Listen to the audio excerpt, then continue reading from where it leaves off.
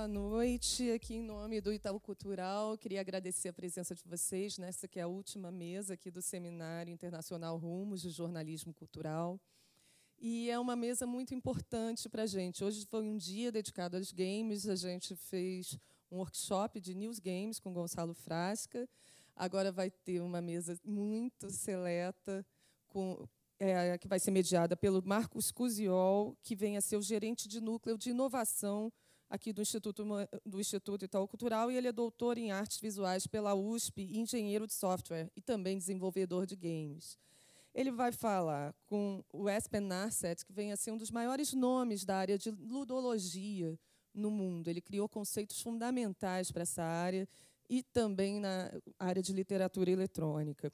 E autor de um livro que é fantástico, que é fundamental, que é o Cybertext Perspectives in Ergodic Literature. Com ele vai falar também o Arthur Protásio, que coordena o Centro de Tecnologia Social Game Studies da Fundação Getúlio Vargas e também é produtor de games.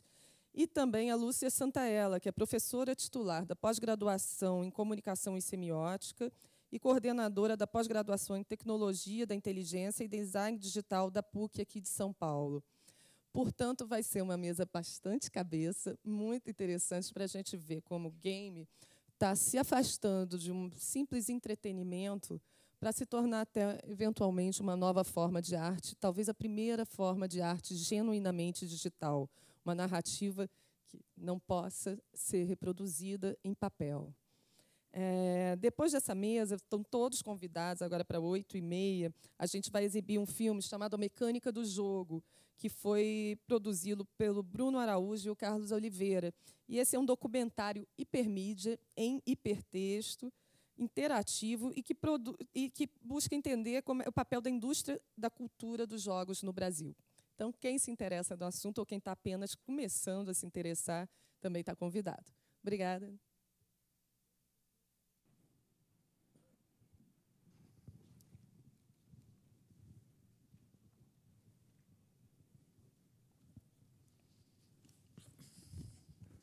Bom, boa noite a todos. É um prazer muito grande estar aqui com vocês, numa mesa ainda mais desse nível. Nós vamos para a última mesa do seminário. O tema é se game é cultura ou não. Eu acho que o mediador não emite muita opinião, mas eu acho que pelos convidados isso já está respondido, né? Vou deixar claro por conta deles. Nós vamos ter uma apresentação que vai até além dessa pergunta, né? De como que essa pergunta, como que os games influenciam na cultura, qual a diversidade deles. E eu queria só fazer um vínculo para dar uma ideia da importância dos games, só um pequeno aspecto, né? Quem teve a oportunidade de ver a abertura do Mídia 1, né? O Philip falando dos Machinimas, né? Do canal Machinima, basta pensar que aquele sucesso todo que os Machinimas fazem, né? E são Machinimas o que são filmes, né? São narrativas. Essas narrativas são geradas por games, né? Então o game, entre muitas outras coisas, é uma máquina de produzir narrativas através da interação com o usuário. Isso é algo inédito em termos culturais, né? Não tínhamos nada desse tipo há algum tempo atrás, antes da década de 60. E eu vou passar, então, para os nossos convidados. Primeiro, o Espen, para começar a apresentação. Nós teremos aproximadamente 20 minutos de fala para cada um. Depois abriremos para perguntas por escrito. Então, quem já for pensando numa pergunta pode solicitar. Nós temos atendentes que têm o papel, a caneta. Então, agradeço a todos que escrevam, por favor, em letra legível e se identifiquem, que fica mais fácil aqui para a gente. Tá bom? Muito obrigado. Espen.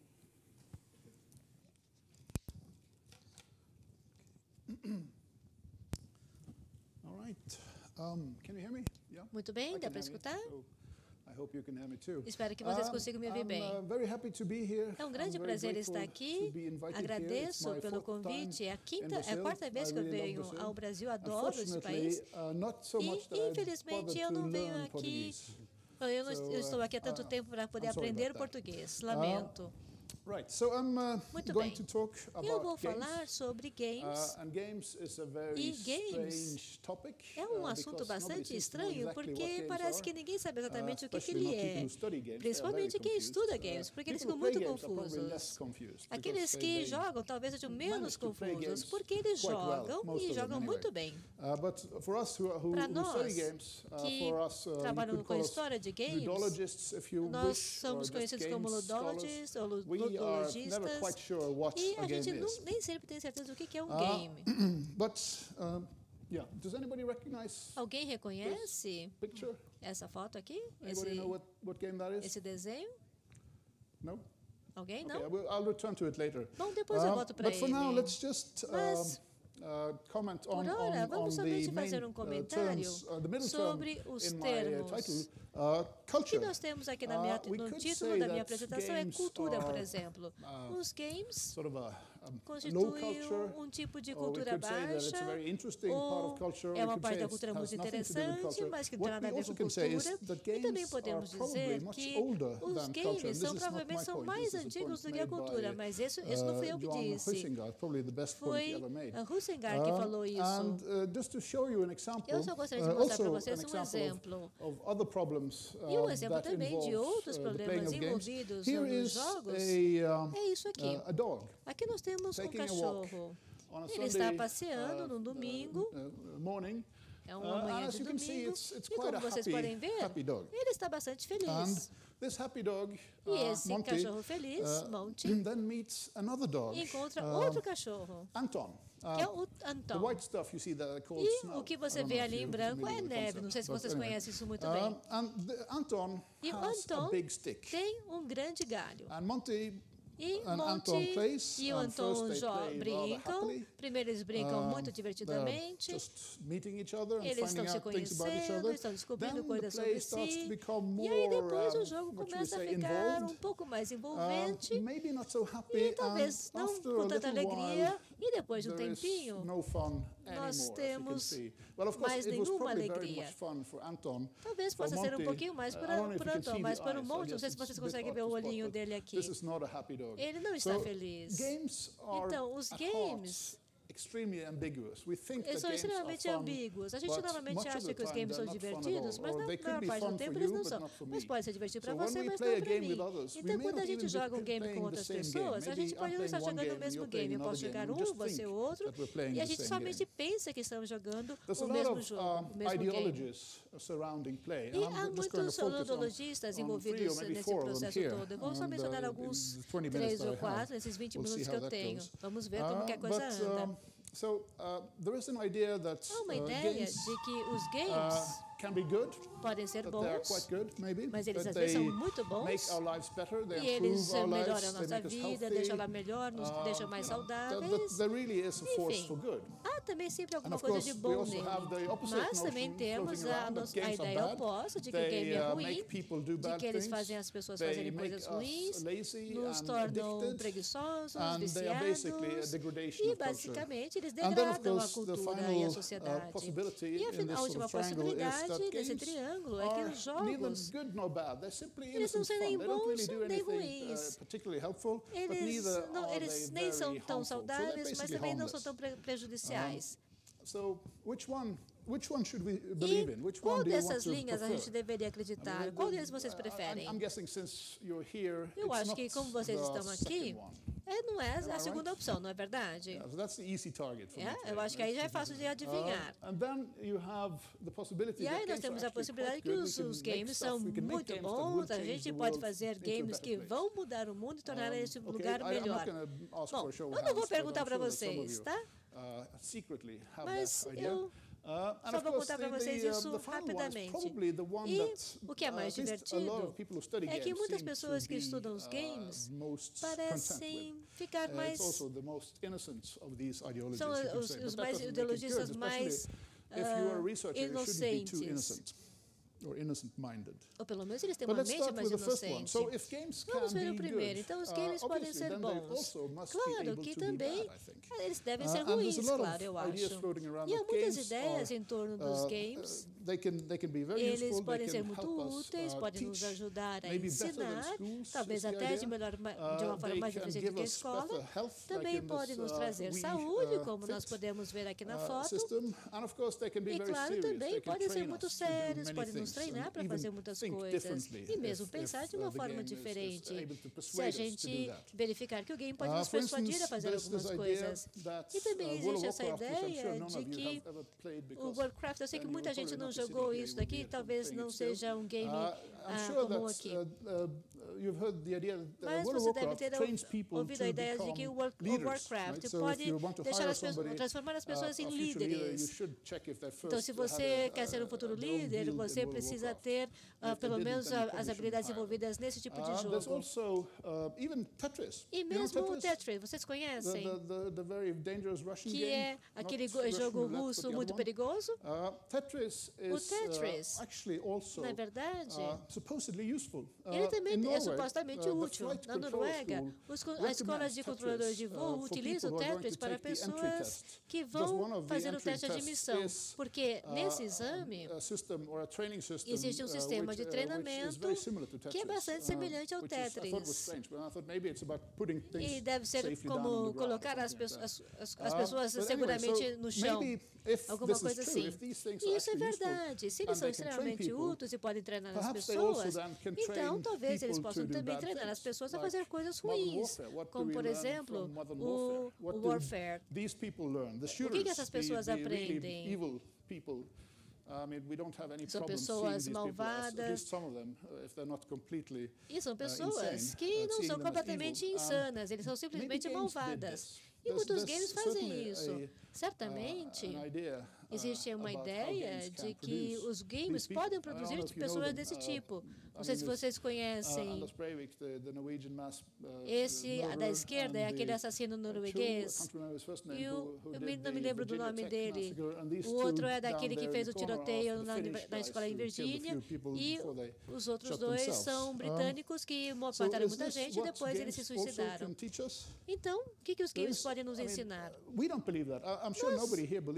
Eu acredito que ninguém aqui acredita nisso, mas o que a gente fala para as pessoas que acreditam nisso? O que a gente pode dizer a favor dos games quando a gente dá esse tipo de exemplo? É uma boa ideia estar preparado para poder responder a essas questões estranhas. Então, essa é a parte ruim. E aí nós temos a ideia dos games de que eles estão completamente fora do que seja importante. Isso seria algo que nós aprendemos desses dois caras aqui, Johan Hauser e Roger Caillois. Eles não fazem parte da vida real, eles fazem parte de uma vida fora da realidade. É uma forma de você escapar de tudo, é aquele círculo mágico. São esses conceitos que frequentemente são utilizados. Caillois nunca falou sobre esse círculo mágico e Johan nunca falou também disso daí. Mas mesmo assim, a ideia é de que os games constituem um lugar separado e até separado da própria cultura. E o fundamento da cultura mostra que ele está fora disso. Eu acho que é uma visão bastante ingênua de tudo isso. Principalmente Huizinga. Ele supostamente é um historiador de cultura e ele escreveu em seus livros sobre coisas sobre os games e a cultura. E ele teve essa oportunidade maravilhosa de explorar o tema usando culturas de games de todos, como, por exemplo, a cultura romana. O Coliseu, aquela questão dos gladiadores. Você se lembra de Maximus naquela corrida. Maximus aqui, ele era o superstar, ele ganhou muito dinheiro fazendo isso. Ele era um desportista famoso naquela época, como se fosse um corredor de Fórmula 1. E o que ele diz? É que nós podemos ter um exemplo neste livro. Basicamente ele ignora isso. Ele simplesmente fala que havia tantas coisas na vida romana e o exemplo mostra que os games não fazem parte da vida real, eles simplesmente são alguma coisa que impacta a nossa vida no sentido diário. Bom, eu acho que é isso. E também os games sempre são bastante sérios, bom, e também mortais de várias formas. Are games really good? E os games realmente são bons? Are they really able to Eles realmente são capazes de nos tornar melhores, ou de fazer a nossa vida melhor, ou também de fazer com que a gente vá melhor na escola? Algumas pessoas, pelo menos nos usos modernos, definitivamente diriam sim. Mas eles têm um problema quando eles querem dizer que os games realmente são úteis e bons. Não há nenhuma evidência concreta. Por exemplo, Mark Prensky, ele diz que os games podem ensinar alguma coisa. E os evangelistas, algum tempo atrás, utilizou os games numa conferência. Bom, numa conferência ele falou sobre os games, ele falou, bom, pelo menos a gente sabe que ele funciona. E pediram para que ele provasse isso numa pesquisa. A questão é que ele não tinha pesquisa e não tinha nem resultados. Então as pessoas pediram para que ele mostrasse resultados concretos sobre isso. Deve haver também um outro motivo por ele estar dizendo isso. Porque simplesmente não era verdade. A questão é que não havia prova concreta, então a gente não sabe. E aí, então, a gente poderia dizer que ele também não sabia do que ele estava falando.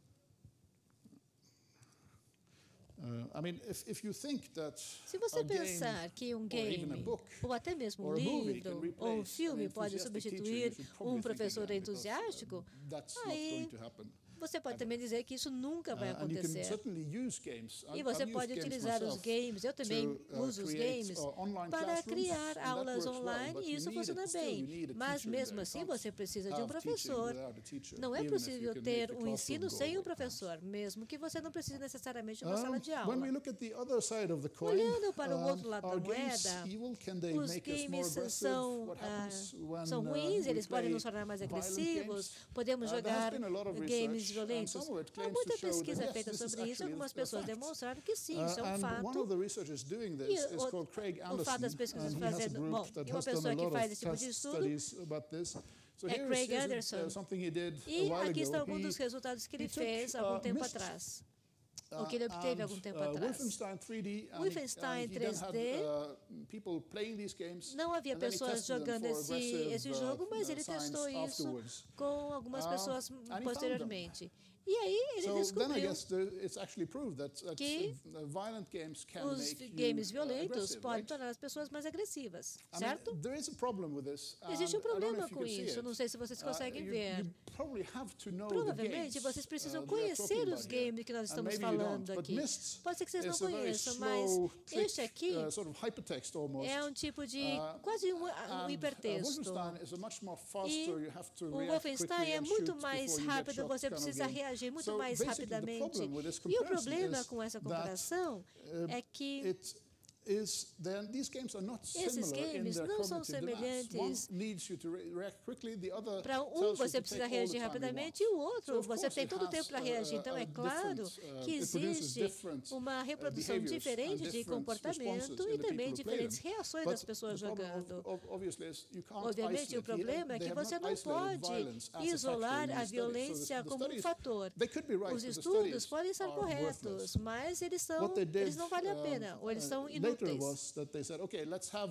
aí depois disseram, bom, vamos ter mais games para fazer alguma comparação. Vamos utilizar 4 desses com aqueles outros 2. E o que eles compararam, por um lado, foi o Carmageddon e o Mortal Kombat, depois também o Future Cop, que são todos games de 3D, muito rápidos, você tem perspectiva, e fizeram uma comparação com o Gladiator Pro, que ainda é alguma coisa que mostra algumas rodas, e outro de pinball, em 3D, e o Austin Powers. Tem gente que nem sabe nem como ele é utilizado.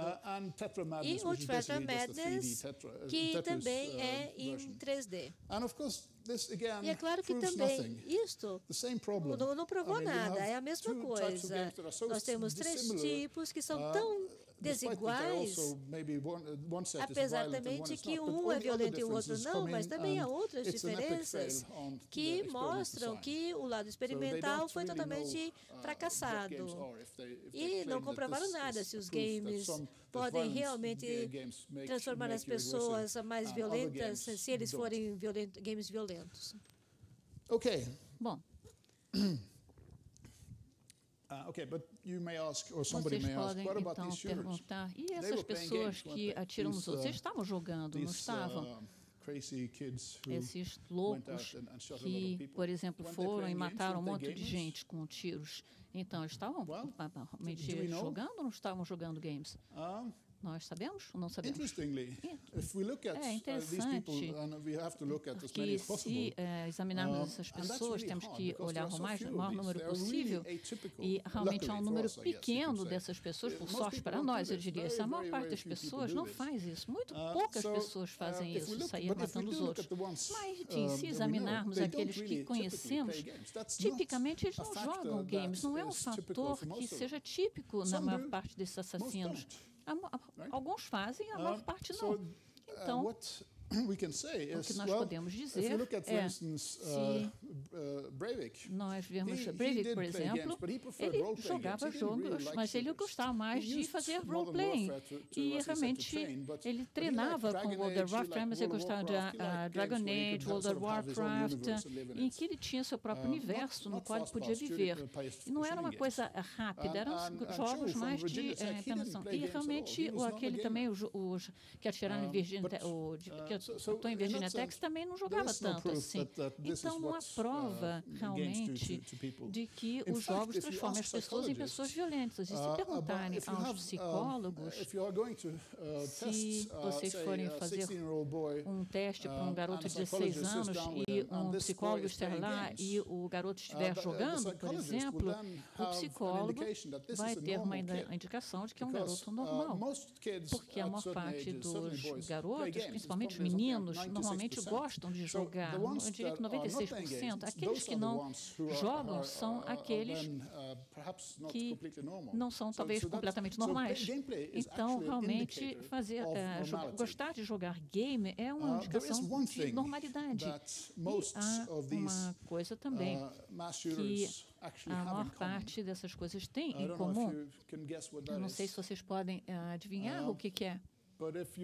Mas há, digamos, umas dicas aqui desse lado.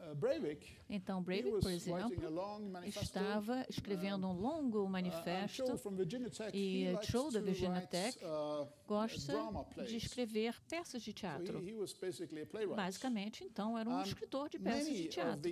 E podemos dizer que a maior parte dessas pessoas escrevem literatura, poesia, manifestos, eles escrevem coisas que eles colocam na internet.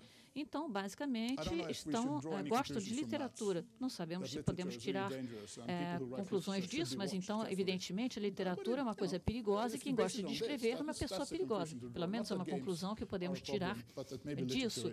Talvez não os games, mas a literatura seja perigosa. De acordo com vocês, qual é o jogo mais ruim, mais malvado do universo? Alguma sugestão?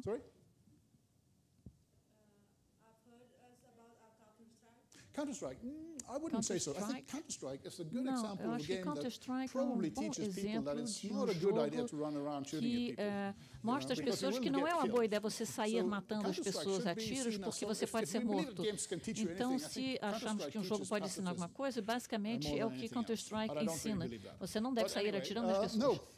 Não. Esse aqui é que nós estamos vendo que é o pior.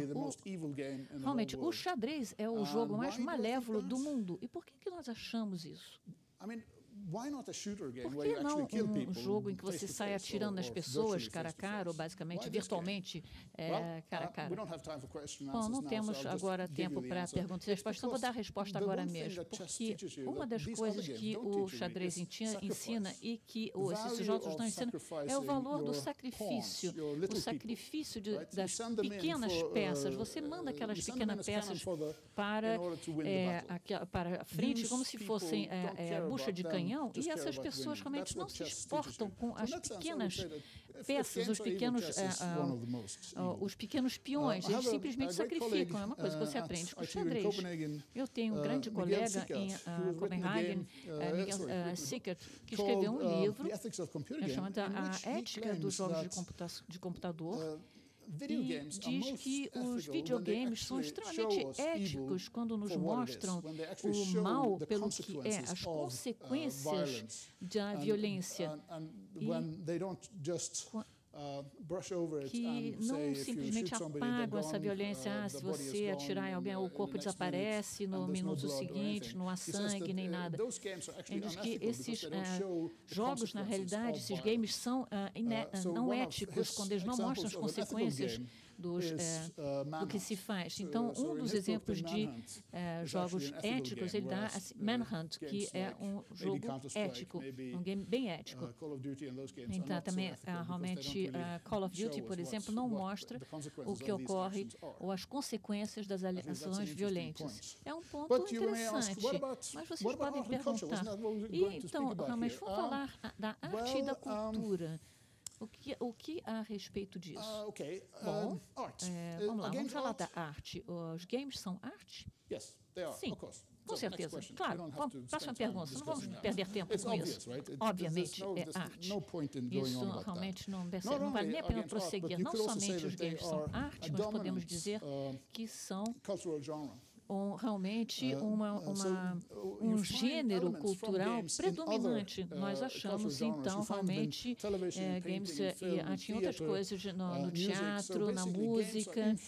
Então, os games estão influenciando outros gêneros culturais, o que os torna predominantes entre as formas de arte. Nós temos aqui, então, um exemplo que é Avatar. Nós também temos Angry Birds. O Angry Birds agora invadiu Star Wars, por assim dizer. E é claro que nós também temos outra pergunta. Os games são um tipo de narrativa nova? E aqui eu tenho que dizer que não, e eu espero que possamos debater isso depois, porque eu não acredito nisso. Eu não creio que os games sejam uma nova maneira de contar histórias, uma nova narrativa. Nós podemos dizer que a música é uma forma de narrativa, então se os games forem uma narrativa, podemos dizer que a música seja uma forma de narrativa, e eu não acho que a música seja uma forma de narrativa. Então, por que os games seriam? Os dois, evidentemente, podem se combinar. Você pode combinar a música com a narrativa de uma história, o que não torna, no entanto, a música uma narração de história, e também não torna o game uma narração de história. Por outro lado, pode-se dizer que os videogames não são games, na verdade. Um videogame não é realmente um game. Eu adoro games. O videogame é uma espécie de software, um pacote de software, na realidade. E os pacotes de software podem conter histórias e games, e podem conter ambas coisas numa combinação. Eu quase terminei, porque o tempo dita que eu tenho que terminar, mas eu gostaria de dar-lhes um exemplo. Se vocês pensam, então, que os videogames são uma nova forma de contar histórias, olhem o exemplo aqui.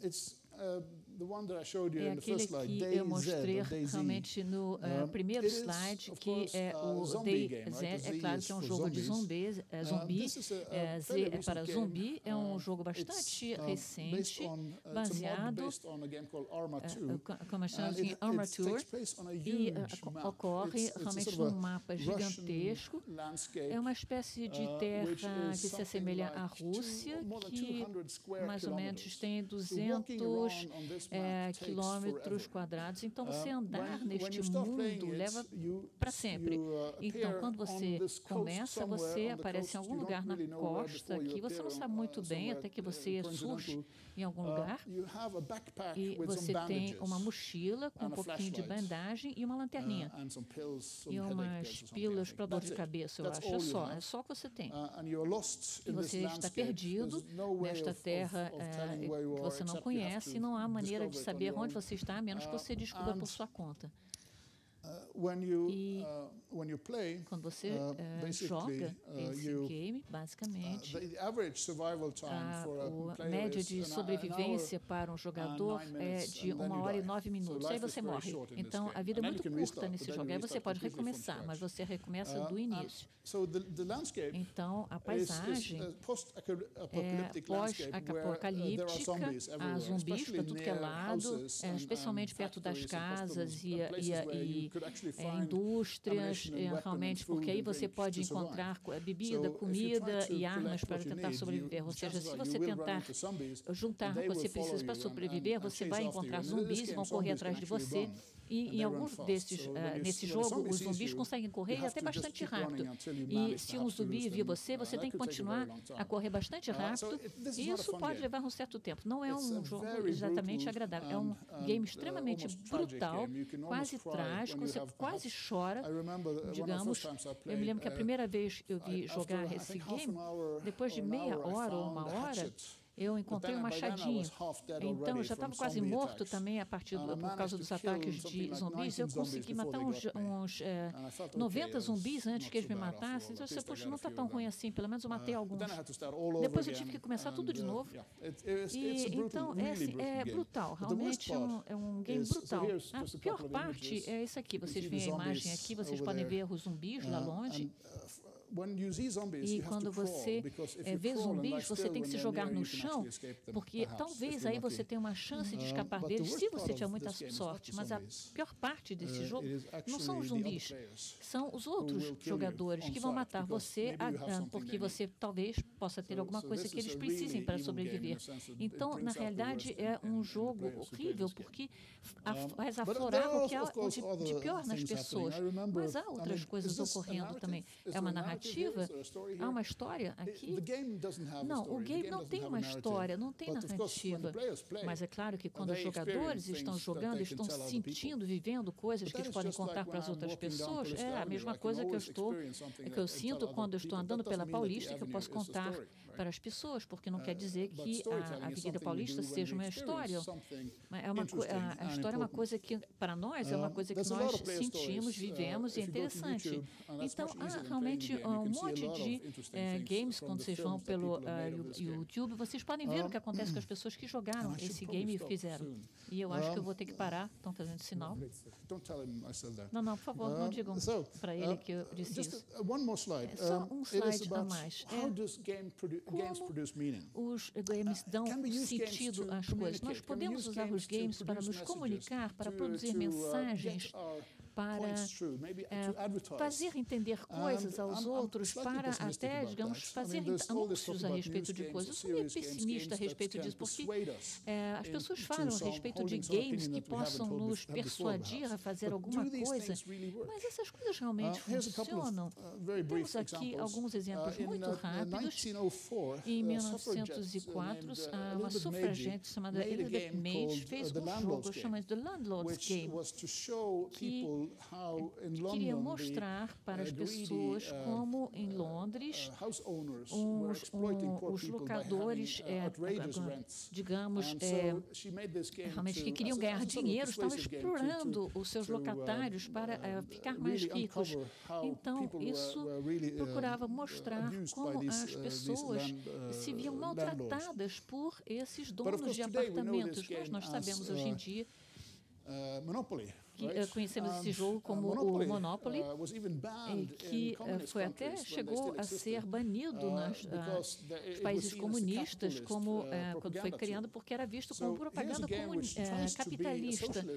Então, realmente, era um game que tentava, um jogo que tentava ser socialista e que se viu invertido na realidade. Então, é muito difícil fazer os jogos, os games, significar alguma coisa. Eles acabam adquirindo um sentido próprio que acaba sendo completamente diferente. Nós temos também o America's Army, outro jogo que foi feito pelo exército americano, que seria um jogo de propaganda para o exército americano, e é um jogo em que é uma pessoa que realmente mata pessoas que parecem ser árabes. E é bastante interessante. Esse jogo tem muita popularidade nos países árabes. Será que eles não entendem que o sentido desse jogo, a mensagem, é claro que eles entendem, eles não são idiotas. Mas eles gostam do jogo, é um jogo grátis, é bom. E, embora os mostre a eles, eles sabem que eles estão se matando no jogo, mas eles conseguem ver através disso, porque o game é tão bom que tudo bem, vale a pena. Eles não se importam muito com isso. Depois de jogar o jogo tanto tempo, eles não se importam, eles se divertem muito com isso.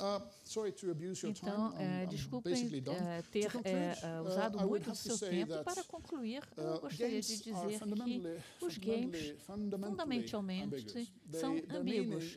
O sentido é difícil de controlar, porque essa mecânica do game basicamente vai realmente sobrepassar as mensagens que se procura enviar. Tentem jogar Monopólio, por exemplo, com sua sogra.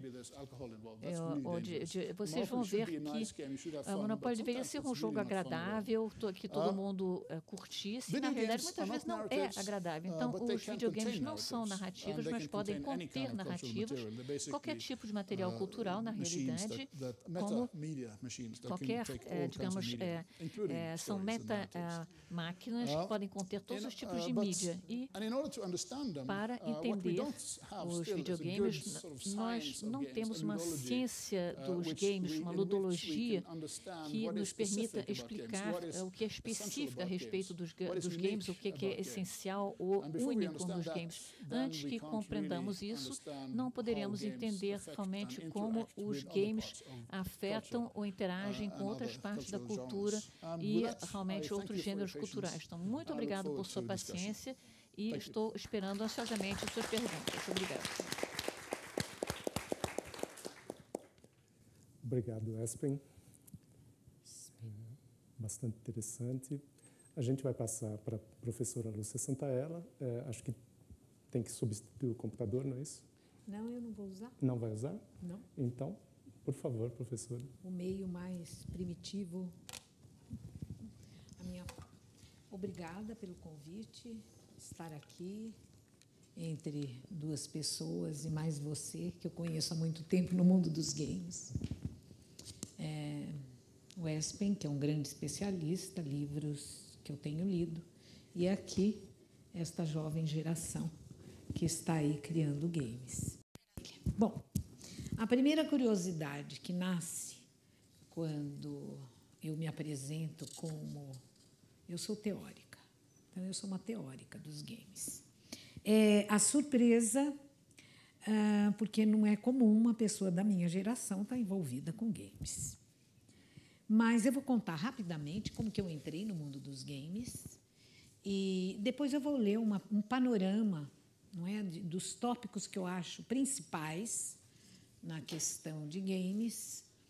Bem breve, eu escrevi para que eu não me disperse.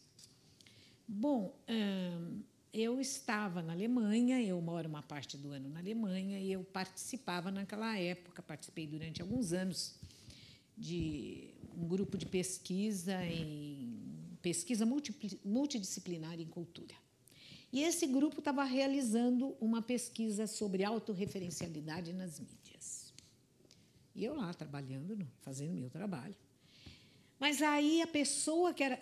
Várias mídias entravam, cinema, publicidade. E aí a pessoa que estava trabalhando especificamente com games, ela recebeu uma oferta de emprego na Holanda e o projeto ficou sem ninguém na área de games.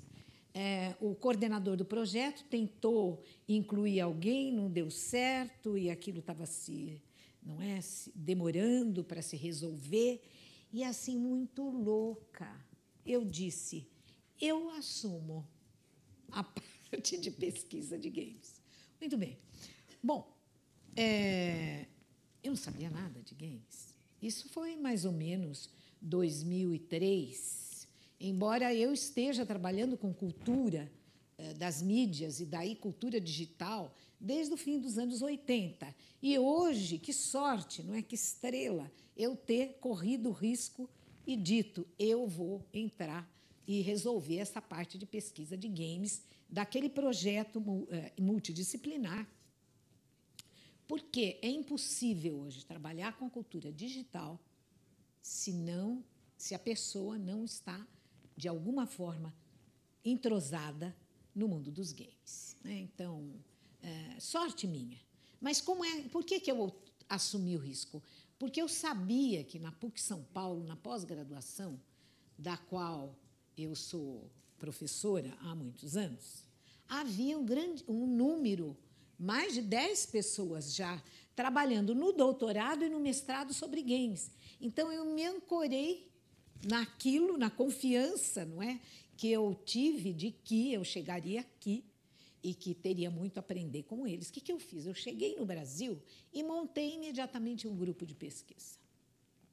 Um grupo de pesquisa em games, se chama CS Games, e que já existe, já está na terceira geração de pesquisadores. Terceira geração no sentido de que eles foram se titulando, saindo, trabalhando em outros programas, saíram de São Paulo. Ontem mesmo eu estava em Natal, onde eu encontrei um ex-orientando que fez uma tese linda de doutorado, Games, os brinquedos do pós-humano. Então, são os novos brinquedos mesmo. Então, esse grupo de pesquisa começou a trabalhar e tudo que eu aprendi com eles e continuo aprendendo com eles. Então, e daí a gente fez um projeto para o CNPq, mapa do jogo, que era desse grupo, deu neste livro, esse livro ganhou o Jabuti. Imagina, na área de exatas, eu não sei nem fazer tabuada. E eu ganhei esse Jabuti graças ao trabalho dessas pessoas que me acompanharam, maravilhosas. E o Jéssica está aqui, está citado em quase todos os artigos. Bom, então, agora eu vou ler para vocês uma apresentação muito breve do que eu acho os pontos mais importantes da inserção dos games na cultura e evidentemente, eles criam uma nova estética. Criando uma nova estética, eles são naturalmente incorporados no mundo da arte. Principalmente a maneira como a arte hoje tem se pluralizado no mundo contemporâneo. Então, a importância crescente que a cultura gamer vem desempenhando na sociedade, com inegável impacto no conceito de entretenimento, educação e treinamento, só é ignorada por poucos. Então, toda aquela fase, os games imbecilizam, a pessoa fica violenta, tudo isso já passou, graças a Deus, já limpou. E o game, como produto cultural, é visto sob diversas perspectivas enquanto mídia, manifestação de arte, nova forma de aprendizagem e até como o mais recente ícone da cultura pop, o que só vem comprovar cada vez mais a notável influência e a relevância cultural dos games nas sociedades contemporâneas.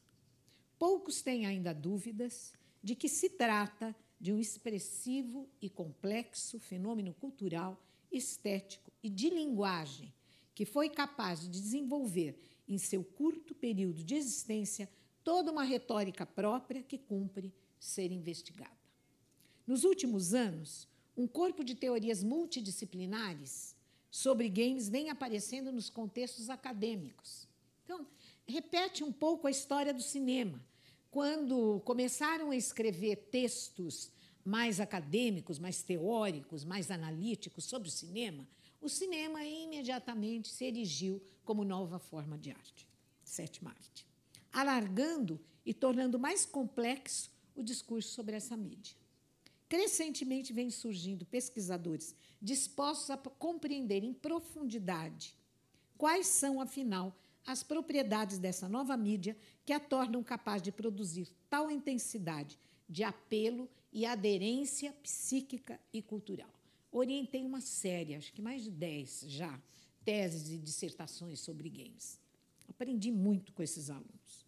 A interdisciplinaridade evidente dos games tem atraído para seu estudo áreas diversas de conhecimento, como a filosofia, a semiótica, a psicologia, a antropologia, as ciências da computação, a engenharia elétrica, as telecomunicações, as ciências cognitivas, a publicidade, o marketing, as comunicações, o design, a computação gráfica, a animação, a crítica literária e da arte, a narratologia, a ludologia, a educação, todas elas em relação direta com as múltiplas e integradas características dos games.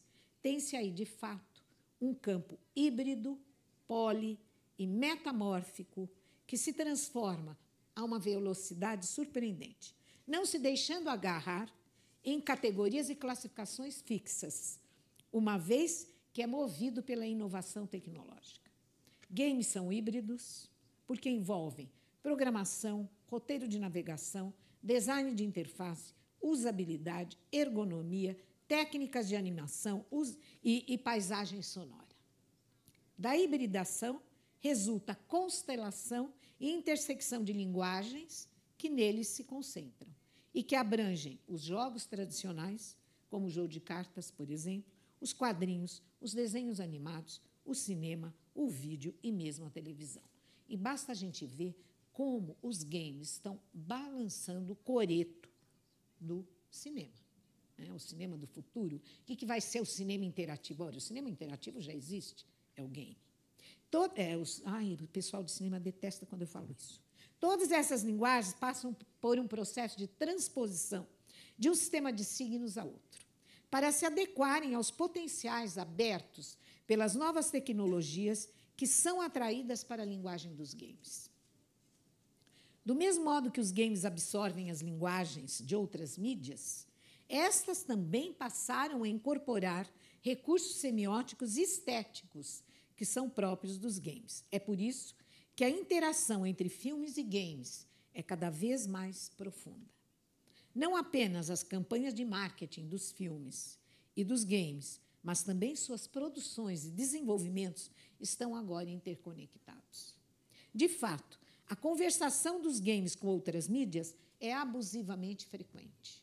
Muitos designers de games extraem elementos narrativos dos filmes e gêneros literários porque os games são muito aptos para absorver esses gêneros: fantasia, aventura, ficção científica, horror, guerra, etc.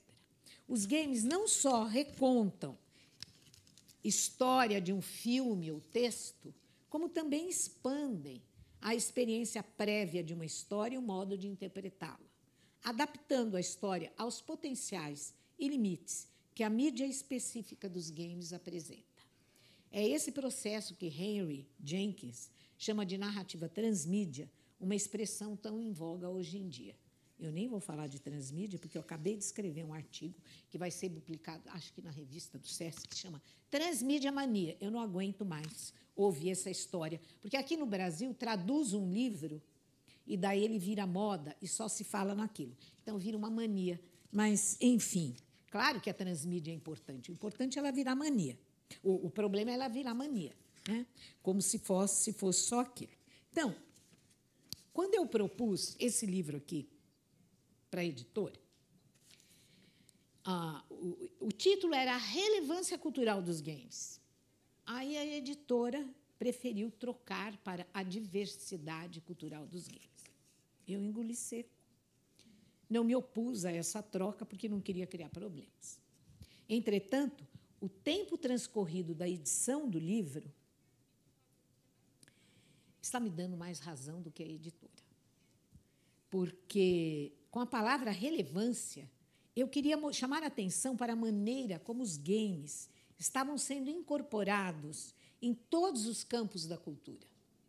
Havia aí uma certa adivinhação daquilo que se transformou na atual palavra de ordem no campo dos games, a saber, a palavra gamificação, e que eu prefiro traduzir como a ubiquidade dos games. Quer dizer, o espírito e a lógica dos games estão penetrando capilarmente em quase todas as atividades e setores da vida humana. A ideia por trás da gamificação é que tudo pode virar um jogo. E seu ambiente pode ser uma sala de aula ou uma sala de treinamento de uma multinacional, a mesa do presidente de um banco ou mesmo um restaurante cadastrado no serviço online Foursquare. Vocês nem podem imaginar, aqui no Brasil e em outros países, o interesse que a educação está hoje tendo pelos games e a incorporação dos games nas atividades pedagógicas.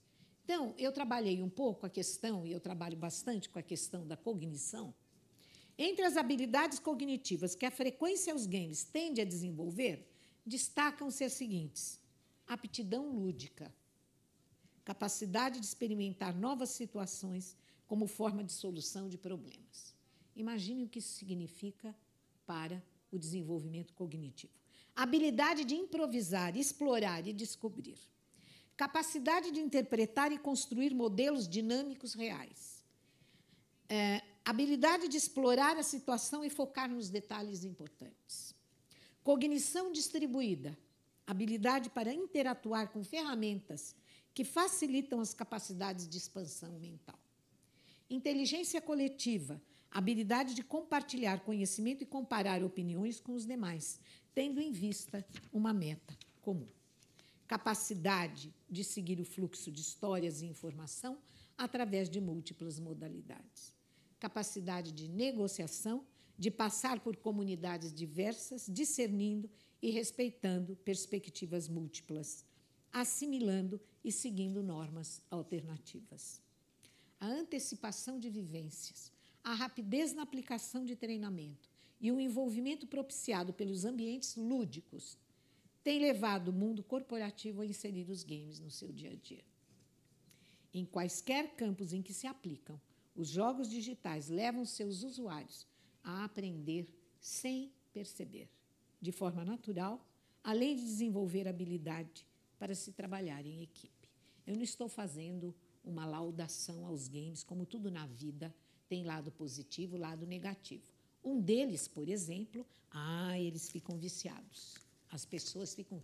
os jovens ficam viciados. E eu, uma vez, fui numa mesa redonda, no auge do frisson, estou terminando, no auge do frisson do Second Life, e aí foi lá uma psicóloga tratando os jovens e as pessoas que estavam viciadas em Second Life. E eu virei e disse o seguinte: na minha infância e adolescência, eu era viciada em livros. E qual é a diferença? Obrigada. Obrigado, professora. Fantástico. Vou passar a palavra para o Arthur. Bom, antes de mais nada, eu queria falar que é uma enorme honra estar aqui. Esse convite é muito importante porque é incrível poder estar aqui junto com uma mesa que não só é tão qualificada, mas também que sempre foram referências para mim. Então, o que eu vou poder fazer aqui é passar para vocês uma espécie de panorama, de certa forma, uma ilustração muito do que a Lúcia já disse, o Espen já disse, e trazer um pouco também desse questionamento, dessa nossa discussão. Jogos são cultura, jogos são arte, e isso importa? Por que eu estou querendo exatamente perguntar se isso importa? Vamos fazer uma espécie de panorama, digamos assim. Se a gente for pensar nos jogos eletrônicos, e aqui especificamente eletrônicos, não jogos de uma maneira geral, a gente for olhar numa espécie de linha do tempo, a gente pode falar que desde a década de 50 eles estão como um experimento, desde 70 como produto comercializado, ok? Então, mais ou menos, aí um pouco mais de 40 anos, digamos, se a gente for pegar desde a década de 70. Mas, na prática, quando a gente fala dos jogos como mídia, inevitavelmente, a gente ainda está falando de uma mídia nova. E é isso, por isso que estamos reunidos aqui, a todo momento debatendo quais são as fronteiras que os jogos estão enfrentando e até onde a gente pode ir, quais são os limites que a gente tem que respeitar e em que medida o espaço que a mídia dos jogos está ganhando é vinculada à discussão de se jogos são arte. Eu apresento essa discussão especificamente porque é muito comum você ver muita gente, enfim, nas mais variadas discussões, falando, não, é óbvio que é cultura, é óbvio que é arte, e a gente vai chegar ao longo desse raciocínio na resposta. Mas o mais interessante é que, apesar da gente estar tendo essas discussões de é arte, é cultura, em boa parte, o que trouxe o jogo ao ponto visível onde ele está é a discussão de indústria. Apesar da gente estar aqui discutindo se o jogo é relevante como arte, como cultura, há muitas pessoas que apenas dão atenção ao jogo como mídia em função dessa visibilidade comercial, dessa visibilidade econômica. Isso acontece num plano internacional, isso acontece também no nosso plano nacional aqui. O Brasil está vivendo, inevitavelmente, uma importantíssima fase de transição, e uma fase de transição que naturalmente apresenta aspectos positivos, digamos, para a indústria dos jogos, mas que também enfrentou, e ainda vai continuar enfrentando, de certa forma, alguns gargalos bastante relevantes. Talvez o ponto de comparação mais evidente para quem vai falar em relação à mídia dos jogos é esse aqui, que os jogos passaram ao cinema. Passaram ao cinema como lançamento da indústria, enfim, em 2007, com Halo 3, aí vocês conseguem ver alguns valores aqui, 300 milhões, contra filmes como Harry Potter, Transformers, e aí, em 2008, GTA 4 começou com a tendência de acordo com o Guinness, maior lançamento da indústria do entretenimento, e aí, enfim, você tinha a todo ano jogos necessariamente ultrapassando, em termos de faturamento, a indústria do cinema. Há uma série de variáveis quando a gente vai discutir esse assunto, mas fato é que a mídia dos jogos, sem dúvida, ganhou um espaço, ganhou uma visibilidade muito importante com esse tipo de, digamos assim, de feito. E isso não é nenhuma novidade quando a gente pensa em casos mais recentes, como o do ano passado, em que o jogo Call of Duty Modern Warfare 3, que não deve ser nenhuma novidade, mas, enfim, seguindo a tendência, antes você tinha o GTA 4, depois, em 2009, Black Ops, com 360 milhões em uma semana, nas primeiras 24 horas, depois o Modern Warfare 2, 310, e aí 6,5 milhões de unidades vendidas e 400 milhões de dólares em 24 horas, finalizando com, ao longo de 5 dias, 775 milhões. São dados que, para muita gente, talvez não necessariamente para boa parte da audiência aqui, mas que para boa parte, digamos assim, de uma discussão de política pública, são os dados que muitas vezes chamam a atenção em relação à mídia dos jogos. Se a gente for pensar especificamente no Brasil, peguei aqui alguns infográficos de algumas pesquisas mais recentes, a Newzoo disse que os brasileiros gastaram 2 bilhões de dólares com, enfim, produtos online e jogos online.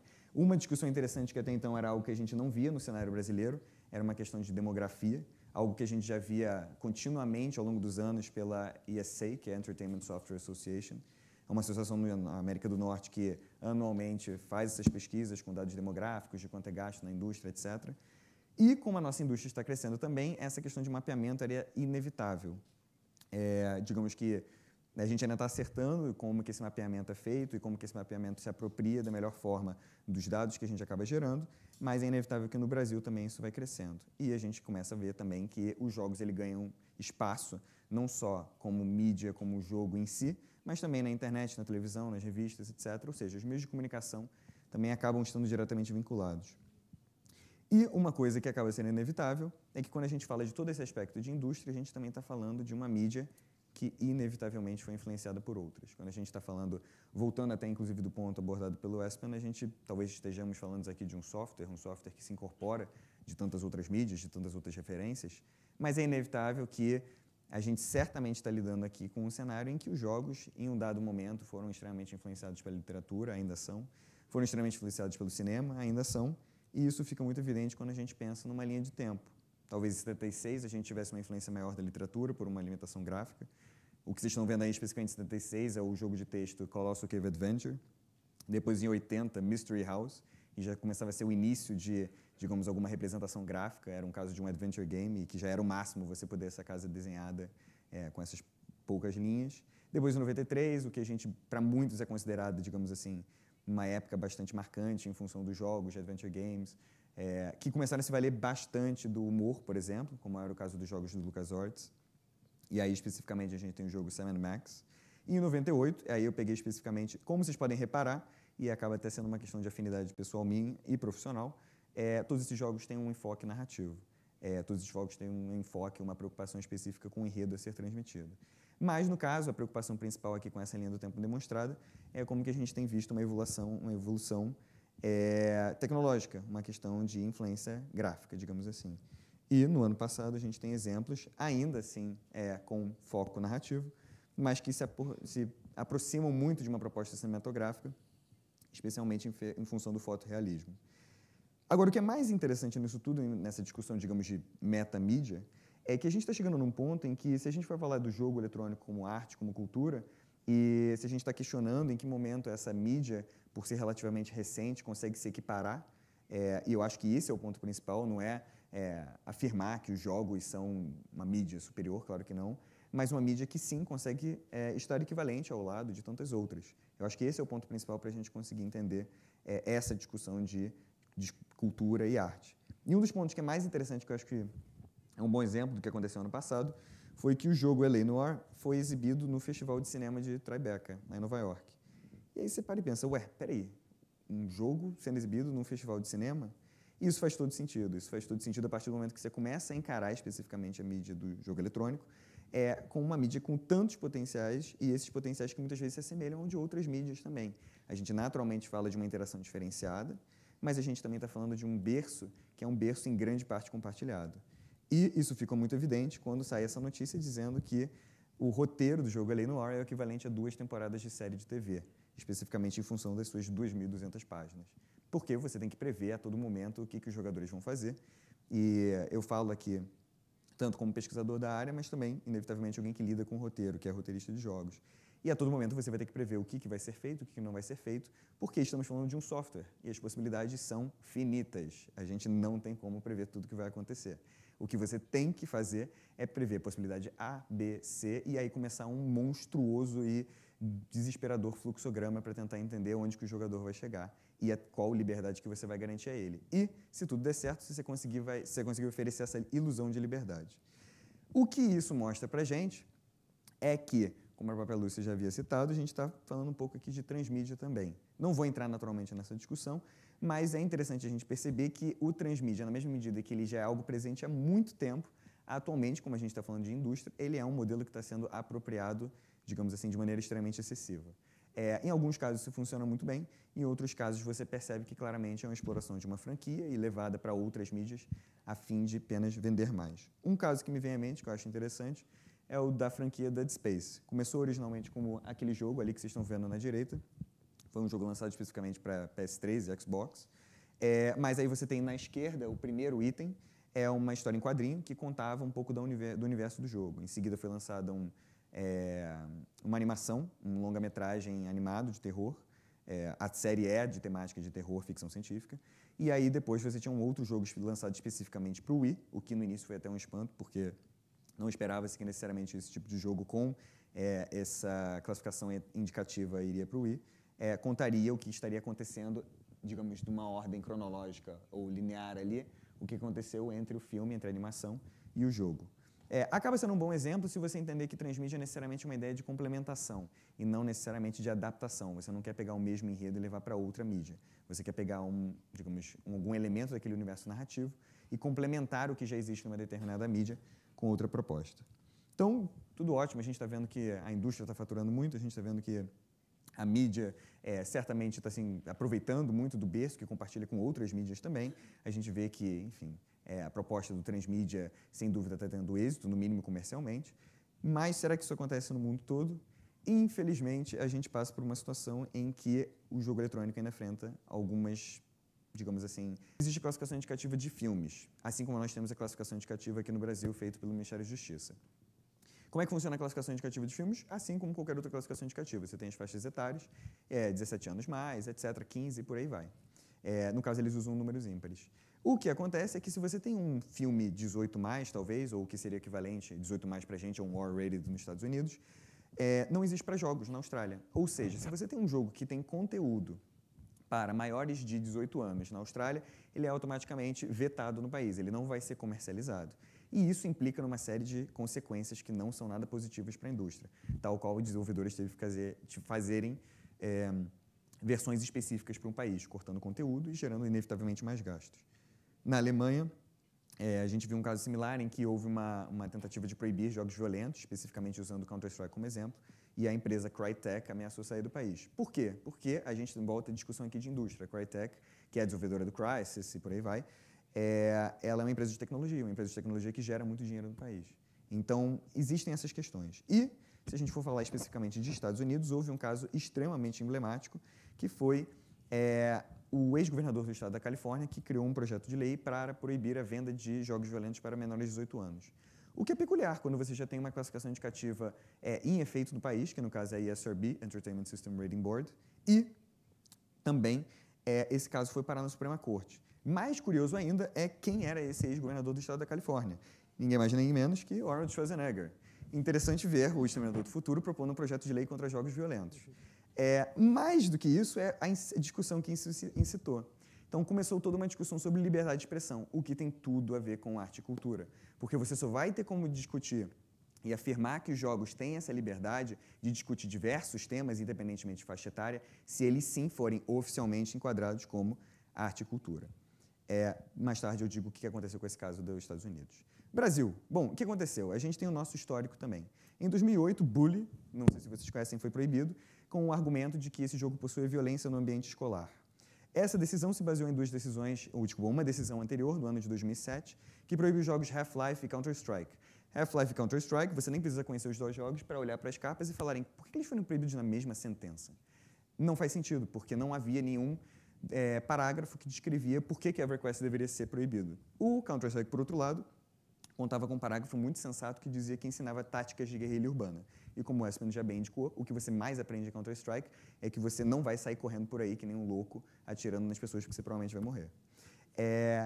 O que a gente aprende nisso tudo? E outra coisa, o jogo não vem com um tutorial ensinando como matar pessoas. Na verdade, é tudo construído pela interação entre os humanos. Só que essa decisão de 2007 que proibiu esses dois jogos, na verdade, se fundamentou nos mesmos argumentos de uma decisão de 1999. Eu estou falando aqui de necessariamente decisão que eu digo documentos legais, tá? É uma decisão assinada por um juiz que censurou, que proibiu esses jogos no país, especialmente no Brasil. Tem aqui 3 jogos, na verdade eram 6, tá? Mas eu peguei os 3 mais emblemáticos. Doom, Mortal Kombat, Duke Nukem. Os outros 2 acho que eram Blood, Hacking não, Carmageddon não. Carmageddon foi antes, inclusive. Carmageddon e GTA também estão proibidos, mas aí não é uma questão judicial, é uma decisão administrativa. Enfim, acho que acaba virando termos legais aqui que acabam sendo desnecessários para a discussão. Mas é interessante notar que há um certo distanciamento da mídia que está sendo regulada. Afinal, não foi proibido Duke Nukem com M, foi proibido Duke Nukem com N na decisão. O que isso identifica? Mero erro de digitação, mas de acordo com a carência da fundamentação, a gente vê que muitas vezes as mídias reguladas não são necessariamente reguladas por quem está em contato, com elas. Daí eu invoco um personagem emblemático da área de jogos para fazer a devida defesa. E esse sim é o Phoenix Wright, que é um advogado de defesa dos jogos. E ele tem uma frase clássica, uma expressão clássica, que é objection. Por que eu cito especificamente objection aqui? Que a gente tem diversos motivos para afirmar a relevância cultural e artística dos jogos. Começando por um caso bem peculiar. Eu gosto de citar esse caso porque talvez muitas pessoas mais conheçam a série GTA, porque ela supostamente incentivou atentados e dos mais variados atentados violentos. Mas, em 2009, os Sam e Dan Houser, os criadores da série, enfim, fundadores da Rockstar, foram indicados como personalidades relevantes no ano. Especificamente por quê? Quem indicou eles foi o Matt Selman, produtor e roteirista da série Simpsons. E ele diz o seguinte: as criações dos irmãos Houser são únicas porque os jogos deles têm uma visão da história cultural da América do Norte, uma visão inteligente que solidifica o ponto de vista cultural do passado recente. Foi um filme, um livro ou uma trilha que definiu como nós imaginamos uma Los Angeles da era das gangues, e aí ele faz uma referência a um jogo específico, no caso San Andreas. Não, foi um jogo eletrônico que usa técnicas cinematográficas, músicas e escrita para um efeito maior. E isso continua. Quem sintetizou e satirizou melhor a Miami dos traficantes da década de 80 ou a Nova York da atualidade? Os irmãos Houser estão fazendo o trabalho de Tom Wolfe ao criarem representações dos tempos modernos, tão detalhadas quanto as de Balzac ou Dickens. E isso continua. Tá? Aqui, essa notícia, na verdade, nem é das mais atuais. A gente, há pouco tempo, acho que, se não me engano, ela fechou há pouco tempo, uma exposição que durou dia 9 de setembro de 2012, que foi a exposição da arte dos videogames que aconteceu no Smithsonian Art Museum, lá em Washington. E agora, uma boa notícia é que o MoMA também vai ter uma exposição permanente para jogos eletrônicos. Isso não é só nos Estados Unidos, não. Também a gente vê o FILE aqui, que é o Festival Internacional de Linguagem Eletrônica, expondo jogos. A gente viu os eventos acontecendo aqui no MIS, com diversos jogos em exposição. E fica bem claro que os jogos eletrônicos usam imagens, ações e participação do jogador para contar histórias e engajar o seu público. Da mesma forma que um filme e uma animação uma performance, os jogos podem ser considerados uma forma convincente e influente de arte narrativa. Um outro exemplo que eu queria trazer aqui, exemplo da linha, digamos assim,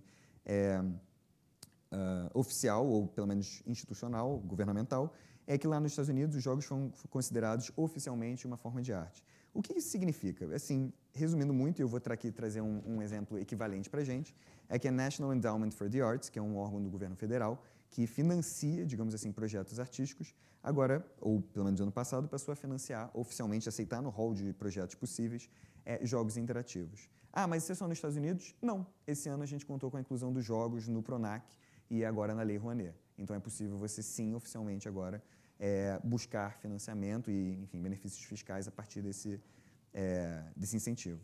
O que é interessante nisso? O interessante nisso é justamente o reconhecimento legal. Se você vai buscar ou não esse benefício fiscal, isso não interfere com o fato de que, para o governo, ou pelo menos para o país como um todo, você tem mais um argumento para afirmar de que esse espaço que os jogos estão ganhando, sem dúvida, pode ter benefícios. Um exemplo interessante que eu gosto de trazer foi quando o Obama, presidente dos Estados Unidos, foi visitar o primeiro-ministro da Polônia. E aí o primeiro-ministro entregou um pacote, digamos assim, de presentes culturais que continham o seguinte: continha um laptop com alguns filmes instalados e também alguns livros, livros no caso de um autor chamado Andrzej Sapkowski. Não sei se é uma boa comparação, mas muita gente entende ele como se fosse o Tolkien da Polônia. E junto também com esse computador e esses livros estava o jogo The Witcher 2. The Witcher 2 é um jogo especificamente baseado nas obras do Andrzej Sapkowski, que é esse autor polonês. O que tem de interessante nisso aí? O que tem de interessante é você ter dois representantes legais de dois países diferentes oferecendo como bens culturais de cada um dos seus países ou representações culturais de cada um dos seus países, dentre esses bens culturais, jogos eletrônicos. Seria legal se o primeiro-ministro tivesse entregado apenas Witcher 2? Não. Seria legal se ele tivesse entregado apenas o laptop e os livros? Também não. Ele entregou tudo junto. E essa é a ideia, de a gente martelar essa equivalência entre mídias. Então, quando a gente fala aqui das diferentes vantagens de jogos, eu não vou entrar em grandes detalhes por causa do tempo, mas a gente está falando que a gente tem uma inevitavelmente expressão do jogador. A gente tem a expressão do jogador por diversos jogos que se manifestam de diferentes formas. Aí no topo vocês conseguem ver uma tela de um jogo chamado Catherine, um jogo japonês, mas foi um jogo japonês que inclusive foi elogiado na imprensa brasileira por tratar de temas como casamento e relacionamentos. Muita gente gosta desse jogo e eu vejo muitas pessoas próximas elogiando esse jogo falando que parece uma novela. E isso de uma forma muito positiva, porque começa a lidar com uma série de temas que frequentemente a gente, talvez pelo estereótipo ou pelo preconceito, olhe para um jogo eletrônico e fale, mas um jogo eletrônico trata desse tipo de coisa? E a mesma coisa com relações culturais também embaixo. Se antes eu citei o caso do Witcher como uma representação da Polônia, a gente tem também o jogo Metro 2033, que é baseado no livro homônimo, Metro 2033, e é um livro russo. E é um livro russo que passou a ser vendido no Brasil, especificamente por causa do sucesso que o jogo estava fazendo.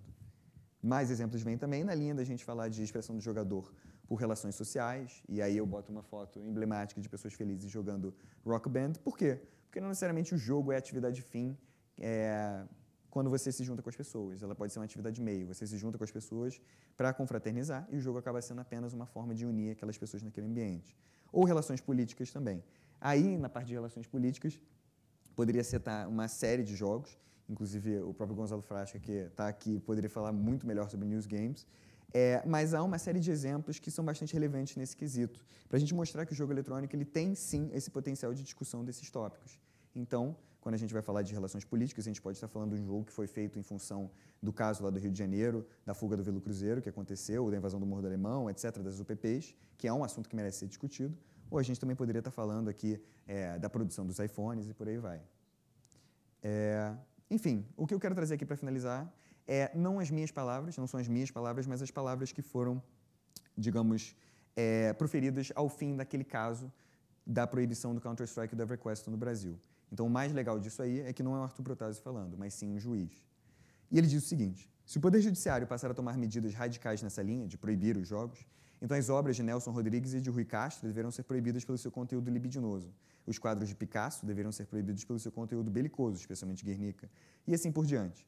E nem se diga que as obras aqui citadas não podem ser comparadas com o jogo Counter-Strike, pois todas são manifestações do espírito humano, todas são extremamente famosas e respeitadas em seus campos específicos, e todas têm ou tiveram como objetivo a remuneração de seus criadores.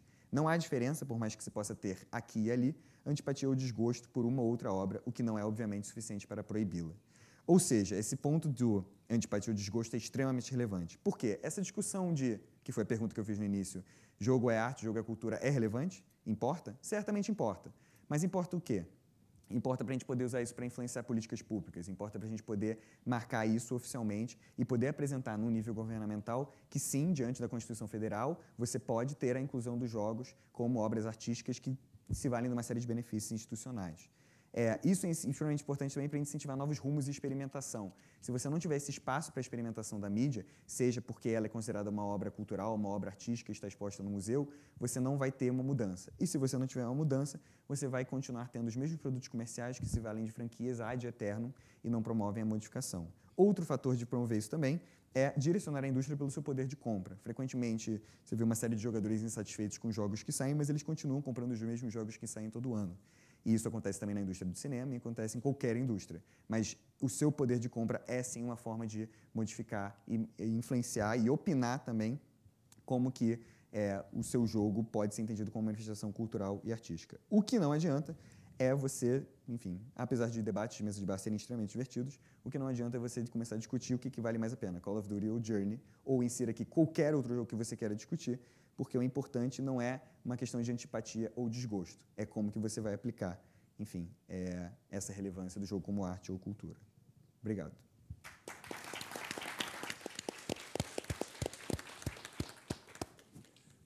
Obrigado, Arthur. Bem, um enfoque bastante bacana. Foi muito bom ouvir vocês todos, vocês três, acho que foi fantástico. A gente passou um pouquinho do tempo, então, por isso, não tem do que se desculpar, mas por isso teremos menos tempo para as perguntas. É sempre assim, né? É um compromisso. Eu, então, vou fazer se me permitirem, eu vou fazer uma curadoria das perguntas aqui, vou tentar juntar algumas para que a gente responda o máximo possível dentro do tempo que temos. Temos os 10 minutos. E eu vou deixar aquelas que estão endereçadas e que têm endereço de e-mail com as pessoas da mesa para que elas respondam via internet, via e-mail. Uma pergunta meio recorrente aqui, e aí para os três membros, o que há de específico na cultura de nosso tempo que fez com que os games se popularizassem? É uma pergunta um pouco, na minha opinião, ovo e a galinha, né? O que a nossa cultura traz que traz tanta atenção para os games? Uma outra que vai nessa linha é os jogos, né? Independente de ser um jogo digital ou jogos esportivos, jogos no sentido mais amplo, são capazes de tirar pessoas do caminho do crime? Também é uma pergunta difícil de responder. E uma observação, né? O governo faz campanhas de incentivo à leitura sem sucesso. Por que não é preciso fazer campanhas para incentivar os videogames? Muito bom, muito bom. Então, eu gostaria que vocês comentassem infelizmente, dentro do tempo que nós temos.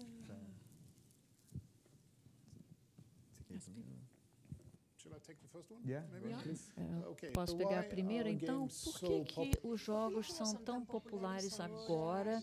E qual é o motivo por que os jogos... Eu não sei se os jogos algum dia não foram populares. Eu acho que nunca houve tempo em que os jogos não foram populares, pelo menos não entre o público de um modo geral. Então, a pergunta pode talvez ser refraseada. Então, por que os jogos de computador descolaram tanto com uma nova forma de jogos, de games? E talvez isso tenha muito a ver com a chegada da tecnologia da computação em si, porque os computadores são máquinas que que emulam, reproduzem ou podem funcionar como sistemas, e os jogos, evidentemente, são também um tipo de sistema. Então, você tem um meio, uma mídia que incorpora, então, facilmente os sistemas e é um computador, e quando os computadores se tornam mais baratos, então, os games florescem, desabrocham, porque eles são uma mídia que se adequa perfeitamente à outra. Eu acho que é muito simples, uma explicação tecnológica simples. Há algo mais na nossa cultura que faz com que os games sejam mais populares, nós talvez tenhamos mais tempo. Eu não sei. Seria bom ouvir os outros dois palestrantes. Eu não sei se eu tenho outra explicação, mas eu acho que acaba sendo um reflexo também da nossa cultura, né? Talvez por isso que é um pouco da discussão de o ovo e a galinha, né? Porque na mesma medida em que talvez os jogos sejam muito populares hoje em dia, eles também foram surgindo ao longo de décadas que estavam buscando algum tipo de representação nesse sentido.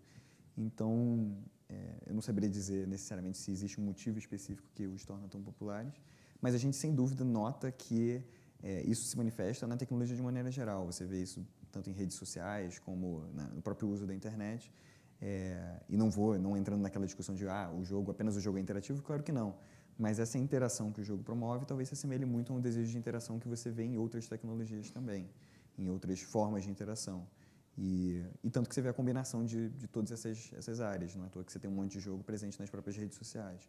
Você pode não ter um jogo necessariamente numa rede social. Eu digo assim, a interação entre as pessoas não é necessariamente compreendida como um videogame, mas você tem necessariamente uma constante interação. E eu acho que isso acaba sendo um reflexo do que está acontecendo hoje em dia. Eu agora? Sim. Seguinte. Eu desenvolvi essa ideia, não é? Por que eles são tão apelativos? Por que eles exercem tanta atração? E quando isso acontece, a pior coisa que a gente pode fazer é começar a recriminar. Não é culpa da educação, isso é bobagem. Exerce atração porque tem alguma coisa aí que a gente tem que compreender. Bom, então, é uma tentativa, não é, de compreensão. Primeiro que nós vivemos numa era da interatividade. O mundo digital é o mundo da interatividade. Ora, o que significa interatividade?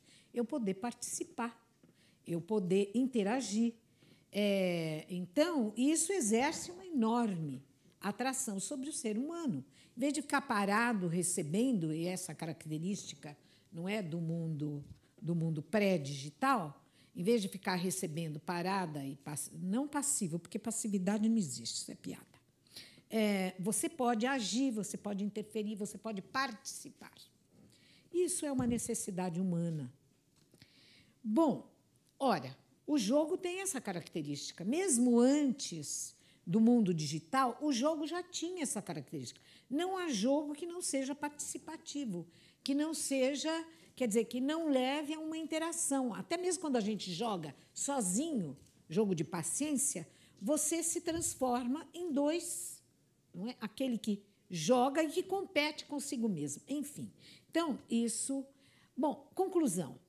O jogo digital, o videojogo, ele é duplamente imersivo. O jogo, qualquer jogo, ele tem uma característica imersiva. Você se imerge no jogo, não é? Você se entrega ao jogo. Isso já foi estudado. Ora, no caso do videojogo, como a realidade digital ela é, por natureza, imersiva, então o jogo é duplamente imersivo. E aí eu vou para uma questão mais antropológica. O Oswald de Andrade diz o seguinte: o homem, o ser humano, é um animal que vive entre dois grandes brinquedos. O amor é onde tudo ganha e a morte é onde tudo perde. Por isso ele inventou a dança, a música, o teatro, o circo, cinema, literatura, televisão e agora os games. É isso. Bem de longe. Muito obrigado, professora. As perguntas que tinham endereço eu já deixei. Tem uma aqui sem endereço, infelizmente a gente não vai ter tempo, né? Me parece que era mais para o Espen, se a pessoa que fez, né, falando sobre outros tipos de jogo, quiser deixar o endereço eletrônico, a gente deixa com o Espen para responder por e-mail, ok? Muito obrigado a todos, boa noite. Nós teremos depois a apresentação do documentário, e obrigado novamente.